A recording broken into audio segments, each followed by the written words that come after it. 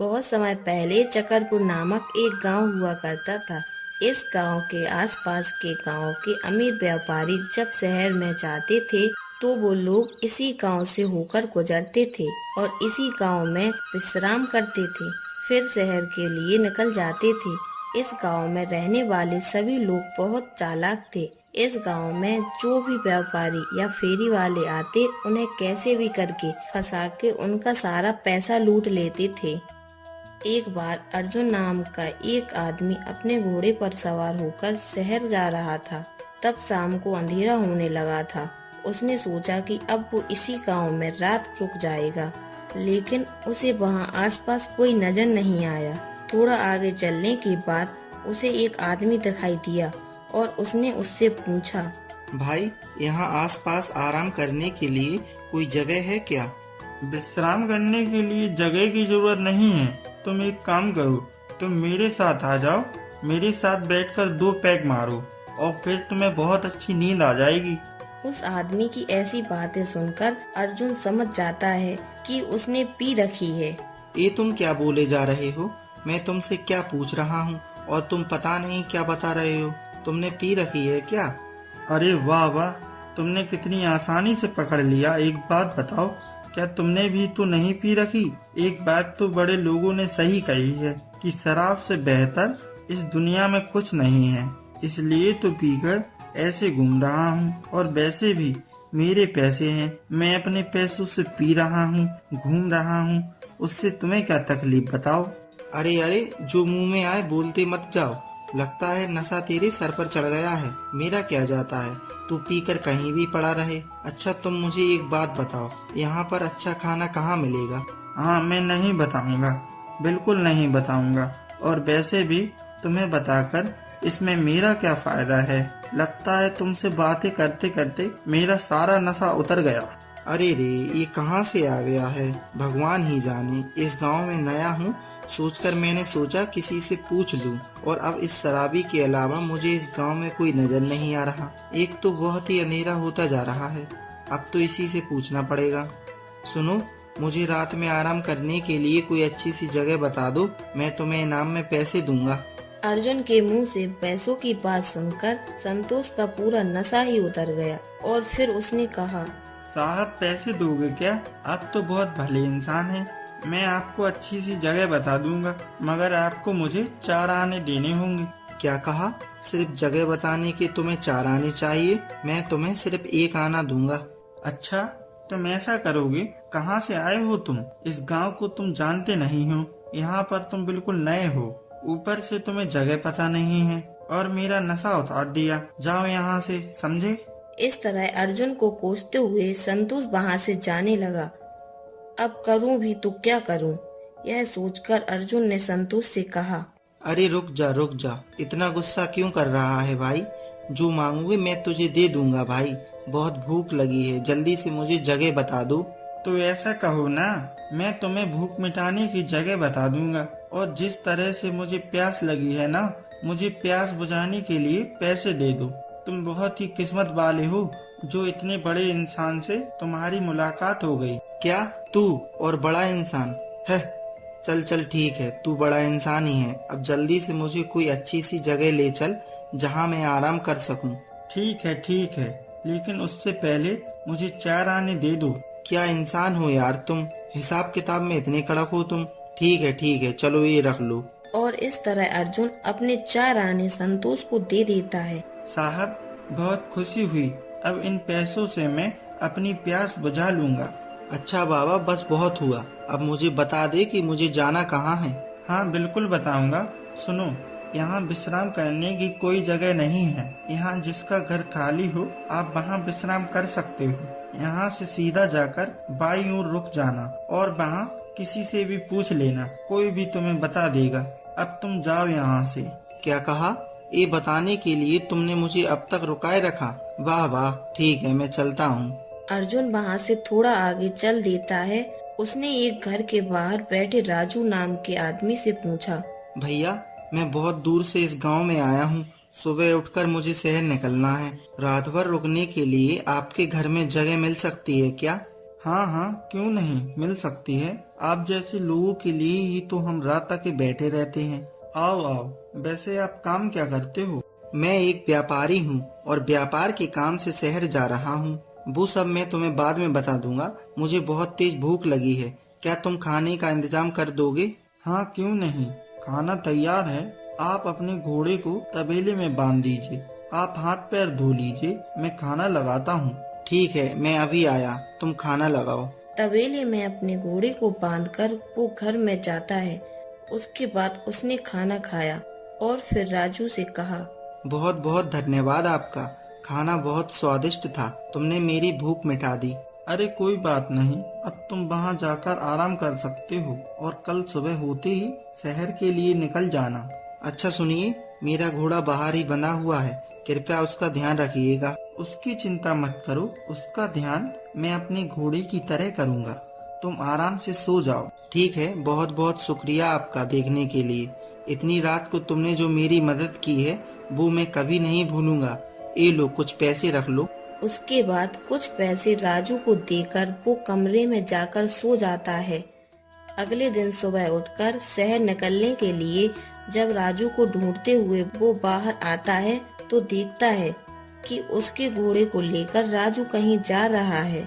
ये देखकर अर्जुन चौंक जाता है और अर्जुन राजू से कहता है, भैया भैया, मुझे जल्द से जल्द शहर के लिए निकलना है, मेरे घोड़े को लेकर इस वक्त आप कहीं नहीं जाइए। अर्जुन की बातें सुनकर राजू वहीं रुक जाता है और अर्जुन से कहता है, क्या कहा तुमने? तुम्हारा घोड़ा है? ये घोड़ा तो मेरा है। लगता है तुम्हें कुछ याद नहीं। कल रात को तुम्हें बहुत तेज भूख लगी थी, मैंने खाने को खाना दिया, ठहरने के लिए घर दिया, तुम अपना घोड़ा कब ले आए? राजू की बात सुनकर अर्जुन आश्चर्यचकित हो जाता है और काफी देर सोचने के बाद राजू से कहता है, भैया तुम बिल्कुल गलत कह रहे हो, ये मेरा घोड़ा है। कल रात को आते समय इस घोड़े को मैं लेकर आया था और वहाँ बांधा था। कम से कम मेरे साथ ऐसा छल तो मत करो। क्या कहा तुमने? मैं तुम्हारे साथ गलत कर रहा हूँ? और कोई होता यहाँ तो तुम्हारे ऊपर हंस रहा होता। क्या तुम्हें पता नहीं है, ये मेरा तबेला रोज एक घोड़े को जन्म देता है और आज यहाँ पर ये घोड़ा पैदा हुआ है, इसलिए ये मेरा है। ये बात तुम किसी से भी पूछ लो, वो भी यही बताएंगे। क्या ये तबेला घोड़े को जन्म देता है? ये कैसे हो सकता है? तुम मुझे फंसाने के लिए ना जाने क्या क्या कह रहे हो। अच्छा तो ठीक है, फिर 1 मिनट रुको, मैं अभी ये साबित कर सकता हूँ। अरे ओ प्रमोद, जरा यहाँ आना। प्रमोद जब वहाँ आता है तो राजू उससे कहता है, प्रमोद, ये जो आदमी है रात के समय मुझसे आकर कहता है कि मुझे भूख लगी है, तो मैंने खाने को खाना दे दिया और फिर सोने के लिए जगह दे दी, और ये सुबह उठकर कहता है कि ये घोड़ा उसका है। अब प्रमोद तू ही बता, ये मेरा तबेला मुझे एक घोड़ा रोज देता है या नहीं? हाँ ये सच है, हर रोज सुबह ये तबेला तुम्हें एक घोड़ा देता है। मैंने भी कई बार देखा है। तुम कहाँ से आए हो और इस तरह से झूठ कैसे बोल सकते हो? प्रमोद की ऐसी बातें सुनकर अर्जुन कुछ समझ ही नहीं पाता है। उस गांव के सारे लोग मिलकर बाहर के व्यापारियों को फंसाते हैं और उनके पैसे लूटते हैं और इस तरह से एक दूसरे की मदद करते हैं। राजू और प्रमोद भी उसी ग्रुप में से हैं, इसलिए राजू के पूछने पर प्रमोद भी झूठ बोलता है। ये बात सुनकर अर्जुन कहता है, लगता है आपको कोई गलतफहमी हो गई है। मैं सच कह रहा हूँ, ये घोड़ा मेरा ही है। कभी कोई तबेला घोड़े को जन्म दे सकता है क्या? सच बताओ, तुम दोनों मिलकर मुझे फंसाना चाहते हो ना? अरे भाई, मैं तुमसे झूठ क्यों बोलूँगा? तुम चाहो तो गांव में किसी से भी पूछ लो। मैं किसी से क्यों पूछूं? मैं गांव के सरपंच से शिकायत करूंगा कि तुम लोग मेरा घोड़ा हड़प रहे हो। क्या कहा? तुम शिकायत करोगे? जाओ जाओ, जाकर शिकायत कर दो। राजू निडर होकर ऐसा कहता है क्योंकि उनके ऐसे कारनामों में उनके गांव के सरपंच भी साथ देते हैं और उस गांव में आने वाले सब लोगों को फंसाकर लूट लेते हैं और फिर मिल बांट कर खाते हैं। आगे क्या करना है अर्जुन समझ नहीं पाता, इसलिए वो जाकर सरपंच से शिकायत करता है। तो तुम्हारा ये कहना है कि उस राजू ने तुम्हारा घोड़ा चुरा लिया? जी सरपंच जी, रात को ही मैंने अपने घोड़े को तबेले में बांधा था और सुबह इसने झूठ कहा कि ये घोड़ा उसका है। कभी सुना है कि तबेले घोड़े को जन्म देते हैं? बताइए सरपंच जी। हाँ, मैं सच कह रहा हूँ। अगर तुम्हें झूठ लग रहा है तो मैं साबित कर सकता हूँ। अच्छा, तो ये राजू कह रहा है कि इसके तबेले में रोज एक घोड़ा जन्म लेता है और ये इस बात को साबित करने के लिए भी तैयार है। अच्छा ठीक है, इस बात को यहीं पर रहने देते हैं और तुम्हारी बात पर आते हैं। तुम मुझे बताओ कि ये घोड़ा तुम्हारा है और तुम इसे यहाँ लेकर आए हो, इस बात का सबूत है तुम्हारे पास? ये क्या बात हुई, जिस बात के लिए सबूत की जरूरत ही नहीं है, और अगर मैं सबूत लेकर आ भी गया तो आप मेरी बात पर यकीन कैसे करोगे कि मैं सच बोल रहा हूँ? इस गांव में मैं किसी को जानता नहीं हूँ, और आप ही मुझे बताइए सरपंच जी, मैं इस गांव से किसी सबूत बनाकर लेकर आऊँ? वो सब मैं नहीं जानता। उनके पास सबूत है, अब वो सच है या नहीं वो मैं नहीं जानता। इसीलिए तुमसे कहता हूँ कि तुम अपने घोड़े के लिए कोई सबूत लेकर आओ, समझ गए? सरपंच की कही बात अर्जुन की समझ में नहीं आती है। तभी अचानक उसे संतोष की याद आती है, जिसे उसने पिछली ही रात 4 आने दिए थे, और वो सरपंच को संतोष के बारे में बताता है। सरपंच जी, मुझे एक बात याद आ गई। कल रात को इस राजू के घर जाने से पहले मुझे एक आदमी मिला था जिसका नाम संतोष है। उसी ने मुझे इस गांव में घोड़े के साथ देखा था। मुझे कुछ समय दीजिए, मैं ये साबित कर सकता हूँ, जिसके लिए उसे ढूंढकर मुझे यहाँ लाना होगा। ठीक है, मैं तुम दोनों को कुछ समय देता हूँ और तुम दोनों को ये साबित करना होगा कि ये घोड़ा किसका है। उसके बाद मैं घोड़े का मालिक तय करूँ। सरपंच की बात सुनकर अर्जुन वहाँ से संतोष को ढूंढने चला जाता है। काफी देर तक ढूंढने के बाद आखिरकार संतोष उसे नजर आता है, जो एक पेड़ के नीचे नशे में पड़ा था। अर्जुन उसके पास जाकर उसे उठाता है। भाई उठो, मुझे तुम्हारी जरूरत है। तुम्हें क्या सुनाई नहीं दे रहा? भाई उठो। जैसे तैसे खूब कोशिश करके अर्जुन संतोष को उठा लेता है। क्या हुआ भाई, तुम मुझसे मिलने आए हो? कल रात को तो तुमने मुझसे बात करके मेरा नशा उतार दिया था। तुम्हारे दिए चंद पैसों से मैंने नशा किया और तुमने मेरी नींद तोड़कर उसे भी खराब कर दिया। तुम मुझे ऐसे परेशान क्यों कर रहे हो? अच्छा, तुम्हें क्या लगता है मुझे कोई और काम धंधा नहीं है कि मैं तुम्हारे पास आकर तुमसे बातें करूं? मुझे बस तुम्हारी मदद की जरूरत है और इसीलिए मैं तुम्हारे पास आया हूं। इसीलिए मेरी बात को ध्यान से सुनो। तुम्हें पैसे की जरूरत है, वो मैं तुम्हें दे दूंगा। अच्छा, तो ऐसी बात है, तो फिर मुझे बताओ तुम यहाँ मेरे पास क्यों आए हो? संतोष के ये पूछने पर अर्जुन उसे पूरी कहानी सुनाता है।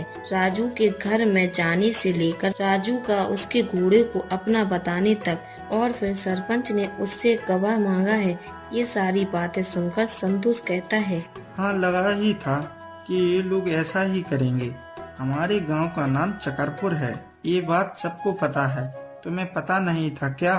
क्योंकि यहाँ सब ऐसे ही हैं। यहाँ पर ऐसा ही होता है। मैं तो नशे के लिए पैसे मांगता हूँ, पर वो लोग ऐसे नहीं हैं। वो लोग तुम्हारा सब कुछ छीन लेंगे। उन लोगों के साथ सरपंच भी मिला हुआ है। सब मिलकर तुम्हें यहाँ से खाली हाथ भेजेंगे, देख लेना। क्या क्या क्या कहा तुमने? ये बातें तुम पहले से जानते थे, तो फिर कल रात को तुमने मुझे राजू के पास क्यों भेजा? बताओ मुझे। मैंने तुम्हें कहाँ भेजा? मैंने तो तुमसे कहा था कि रास्ते के आखिरी घर में जाना, और वैसे भी उस वक्त मैं बहुत नशे में था। मैंने क्या कहा मुझे खुद भी याद नहीं है। अच्छा छोड़ो, जाने दो। जो हो गया सो हो गया। कल तुमने मुझे मेरे घोड़े के साथ देखा था ना, तो ये बात बस तुम सरपंच जी को बता दो। उसके बाद मैं तुम्हें मुंह मांगी कीमत दूंगा। अरे नहीं, मैं उन गांव वालों की तरह नहीं हूँ। ये हालत तुम्हारी मेरी वजह से हुई है। मेरे कहने पर ही तुम वहाँ उस राजू के घर चले गए थे। इसीलिए अब ये मेरी जिम्मेदारी है कि मैं तुम्हें तुम्हारा घोड़ा तुम्हें वापस दिलाऊं। उसके लिए मुझे कैसे क्या करना है मुझे अच्छे से पता है, इसलिए चिंता मत करो, चलते हैं। बहुत खुशी हुई ये बात जानकर कि कल रात तुम जैसे दिख रहे थे बिल्कुल वैसे नहीं हो। तुम बहुत अलग हो। क्या बात है? अच्छा, कल रात की बात? वो तो मैं दरअसल नशे में था। अब मुझे नशे की लत लग गई है, इसलिए मैं खुद को रोक नहीं पाता। इंसान इसकी वजह से काफी बदल जाता है। आप लोगों को हम पीने वालों का दर्द समझ नहीं आएगा। चलो चलते हैं। अर्जुन संतोष को लेकर सरपंच के पास जाता है। वहाँ राजू पहले से ही अपने गवाह के साथ मौजूद होता है। हाँ तो बताओ, तुम्हारा गवाह कौन है अर्जुन? मेरा गवाह ये संतोष है। इसने मुझे कल रात को देखा था मेरे घोड़े के साथ गांव में आते समय। ये क्या बोल रहे हो अर्जुन? ये संतोष तो एक नंबर का शराबी है और एक बात पूरा गांव जानता है। इसे गवाह बनाकर लाए हो, भला ऐसी बेवकूफी कैसे कर सकते हो? सरपंच जी, आपने सही कहा कि मैं शराबी हूँ, पर अभी मैंने बिल्कुल नहीं पी है। मैं बिल्कुल होश में हूँ, इसलिए मेरी गवाही को आपको मानना होगा। अच्छा तो ये बताओ, तुम्हारी आंखें इतनी लाल क्यों हैं? तुमने पी रखी है क्या? तभी तुम्हारी आंखें लाल हैं। सरपंच जी, आप समाज में नहीं रहे हो। मैंने पी नहीं है और ना ही मैं नशे में हूँ। रात भर गांव में कुएं के नीचे आग लगाकर उसके अंदर की मछलियों की ठंड दूर कर रहा था मैं। सोने का वक्त नहीं मिला, इसलिए मेरी आंखें लाल हो। क्यों भाई, तुम्हें समझ नहीं है क्या? कोई कुएं के नीचे आग लगा सकता है क्या? तू कुछ भी बोलेगा क्योंकि तुझमें अकल नहीं है, लेकिन मैं तेरी बातों पर यकीन कैसे करूं? सरपंच जी, ये क्या बात हुई? ये राजू का तबेला रोज एक घोड़े को जन्म देता है, इस बात पर आपने यकीन कर लिया। वो कौन सी बुद्धि से? बस उसी बुद्धि से मेरी बात का भी यकीन कर लीजिए। और संतोष की ये बात सुनकर सरपंच की आंखें खुल जाती हैं। खुद एक सरपंच होकर उन्होंने गांव के लोगों का साथ दिया, ये सोचकर उन्हें अपने आप से घिन आने लगी और उन्हें अपनी गलती का एहसास हो गया और उसका पश्चाताप करते हुए वो अर्जुन से कहते हैं, तुम मुझे माफ कर दो। कई दिनों से मेरी आंखें बंद थीं। इन्हें समझाने के बदले मैंने इनके साथ मिलकर इस गांव में आने वाले लोगों के साथ बहुत बुरा किया, और अब देख लो, आखिर में शराबी से मुझे ज्ञान सुनना पड़ रहा है। सरपंच जी, आप ऐसा कैसे कह सकते हैं? हम सब ने पहले से तय किया था ना, तो आप बीच में कैसे पलट सकते हैं? बस बहुत हुआ राजू, अब आज के बाद ऐसा कुछ भी नहीं होगा। तुम जैसे लोगों की वजह से ही इस गांव का नाम खराब हुआ। आज के बाद इस गांव से कोई भी इंसान निराश होकर नहीं जाएगा। और हाँ अर्जुन, तुम अपना घोड़ा लेकर यहाँ से जा सकते हो। तुम्हें परेशान करने के लिए मैं सारे गांव वालों की तरफ से तुमसे माफी मांगता हूँ। आपका बहुत बहुत धन्यवाद संतोष। सही समय पर आकर मेरी मदद करने के लिए बहुत बहुत धन्यवाद। उन सब गांव वालों को धन्यवाद बोलकर अर्जुन अपना घोड़ा लेकर शहर की तरफ निकल जाता है। ऐसी ही और कहानी देखने के लिए हमारे चैनल को सब्सक्राइब करें।